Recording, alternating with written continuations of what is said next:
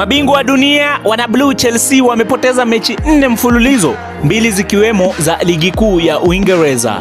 Muingereza Liam Rosinia baada ya kuchukua uongozi mwezi wa Januari ameongoza Chelsea kwa ushindi wa mechi 8 kwa mechi 11 na kupoteza mechi 2.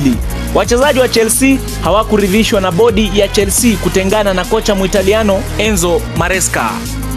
Wachezaji hawa hawakutarajia hilo na hii imechangia kuadhiri wachezaji kwenye mbinu za uchezaji. Mfano, kiungo cha kati nahodha msaidizi Enzo Fernandez alipohojiwa kuhusiana na mustakabali wa Chelsea, alitoa kauli kuwa hawakufurahishwa na bodi ya Chelsea kutengana na kocha Enzo Maresca, kwani ilikuwa katikati ya msimu na hivyo hili limewadhiri kimtindo wa uchezaji pamoja na mbinu za kocha.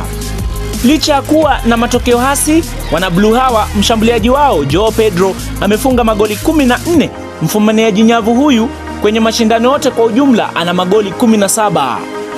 Mabingwa hawa mara 5 wa ligi kuu wanasalia timu ya kipekee kuwahi kufungwa magoli machache, magoli 15 msimu wa 2004-2005 walipolitoa ubingwa wa ligi kuu chini ya kocha the special one Jose Mourinho.